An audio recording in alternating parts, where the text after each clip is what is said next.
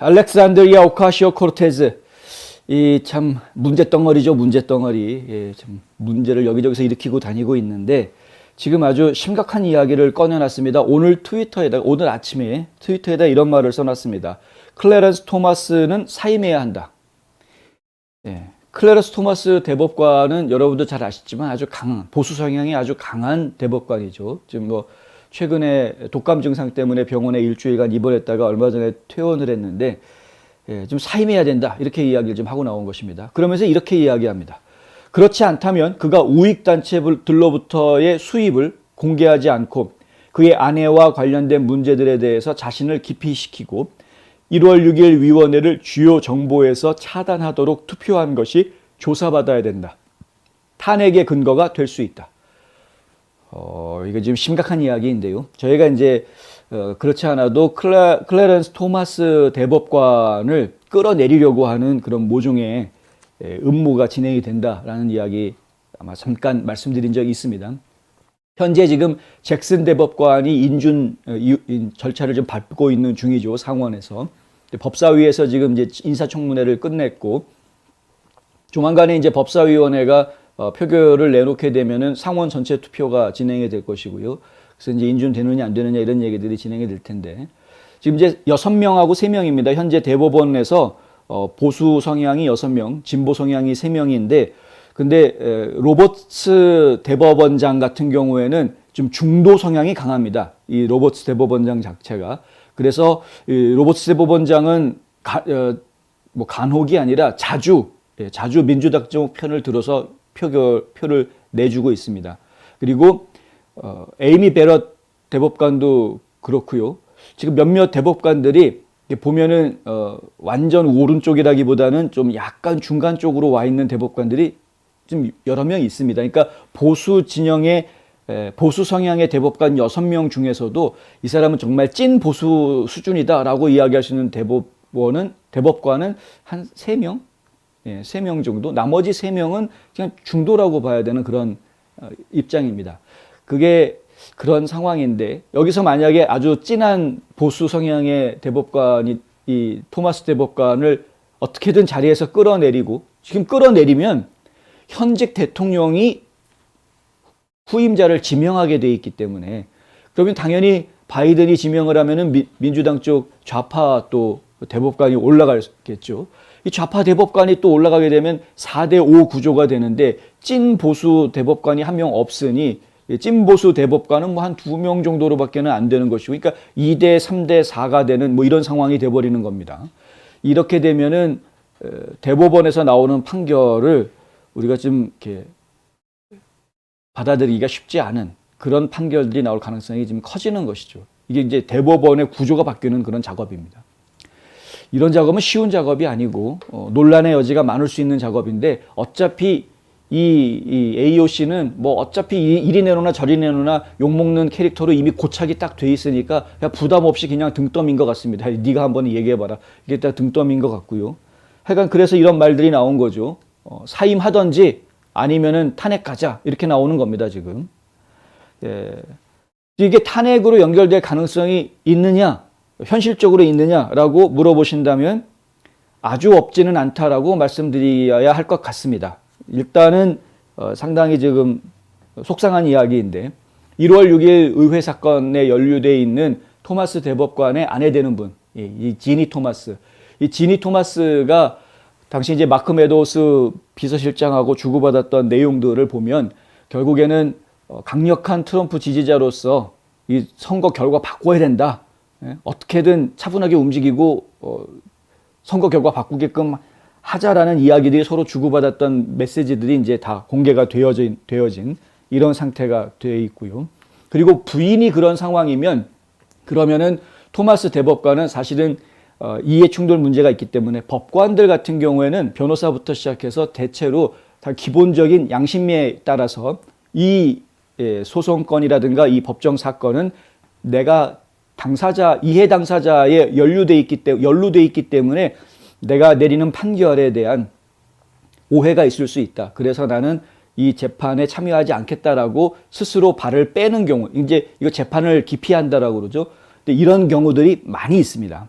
이런 경우들이 보통 이제 관례처럼 되어져 있죠. 본인과 직접 연루되어져 있는 이 사건 같은 경우에는 관여하지 않는. 하지만은 클래런스 토머스 대법관 같은 경우에는 1월 6일 사건과 관련된 소송들에 다 관여했었죠.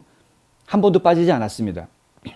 아내가 관련돼 있다라는 것을 본인이 분명히 알았을 텐데도 불구하고 이런 이제 의심을 받고 있는 상황입니다. 아내가 그런 메시지를 주고받았는지 나는 몰랐다. 뭐 아내가 트럼프의 광팬인지 나는 몰랐다. 이런 식으로 얘기할지는 모르겠으나 몰랐다라고 이야기하기 좀 애매하겠죠. 아내인데. 그러니까 당연히 알았을 텐데 그거를 그럼에도 불구하고 나는 이해 당사자와 연루되어져 있으니 나는 여기서 빠지겠다라고 재판을 피하지를 않고 다 표결을 했던 것.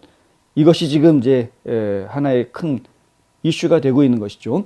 그런데 재미있는 건 뭐냐면 워싱턴 이기재미너가 이런 이야기를 하고 있는데요.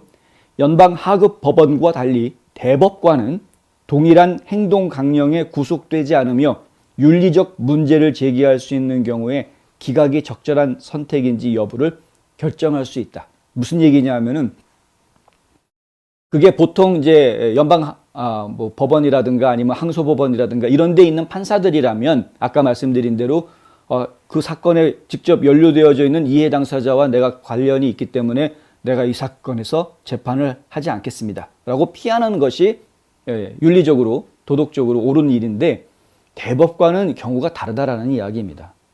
대법관은 이런 행동 강령에 구속되지 않는다라는 이야기입니다. 내가 이것에 대해서 이 재판에 내가 참여를 할지 말지 스스로 결정할 수 있다라는 것이죠. 이것이 바로 차이점인데 그러한 차이점을 너희들이 좀 모르고 있는 것 아니냐. 이제 이렇게 일단은 반박을 할 수 있는 근거가 하나 있는 것입니다. 그럼에도 불구하고 여론 재판은 받을 수가 있죠. 범국민적으로 클래런스 토마스 대법관에 대한 신뢰도 같은 것들은 추락시킬 수가 있을 것이고요. 전체적으로는 대법원에서 나오는 판결에 대한 범국민적인 신뢰도를 추락시키는 그런 역할도 충분히 할 수 있을 것으로 보입니다. 이런 부분들이 지금 저희가 계속 염려가 되는 부분이고 만에 하나 그런 압박에 심리적인 부담을 느껴서 본인이 정말 사퇴하겠다라고 이야기하면 어떡하나라는 걱정도 들 수 있는 것이죠. 강한 분이기 때문에 그렇게 그런 외압 때문에 대법관을 그만둘 분은 아니라고 저희는 생각합니다만 난 깨끗하게 양심에 따라서 내 할 일을 다 해왔는데 왜 날 괴롭히느냐 하는 그런 차원에서 사표를 낼 가능성도 저희가 배제할 수는 없기 때문에 그렇게 하면 지금 심각한 문제가 생기는 것이죠.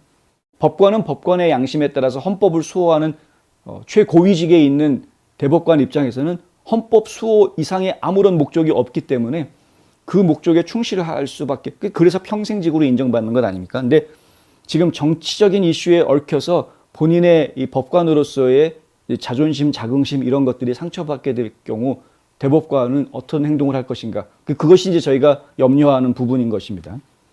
지금 이제 이 정치꾼들이 이런 그 대법관들의 자긍심, 자존심 이런 것들에 지금 상처를 내려고 하는 이 전술을 지금 쓰고 있는 그런 상태이다. 급좌 성향의 AOC는 클래런스 토마스 대법관이 2020년 대선에 관한 10건의 판결을 포함해서 대법원에 나온 선고와 관련된 몇몇 사건들에 대해 회피를 거부한 것에 대해 의문을 제기했습니다. 특히 2021년 1월 6일 발생한 사건을 조사하기 위한 하원 특별위원회, 이 하원 특별위원회의 길을 열어준 8대1 판결에서 유일하게 반대표를 던졌던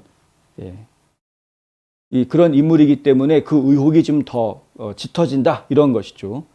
그러니까 이것이 본인의 어떤 법관으로서의 양심에 따라서 그렇게 한 것이냐 아니면은 아내와 연결되어져서 정치적인 이슈 때문에 그렇게 한 것이냐 이런 논란을 지금 제기를 하려고 한다는 겁니다. 실제로 이 부분에 있어서는 현재 조사가 진행되고 있는 것으로 알려져 있습니다.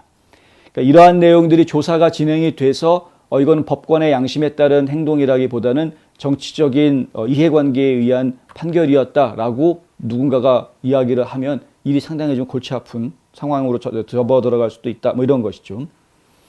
론 와이든 민주당 상원의원은 다른 민주당 의원들은 단순히 트럼프가 재출마할 수 있다는 가정하에서 대법관에게 1월 6일에 관련된 사건이나 2024년 선거와 관련된 미래의 사건에서 자신을 기피하라고 요구했다. 이런 말을 지금 하고 있고요.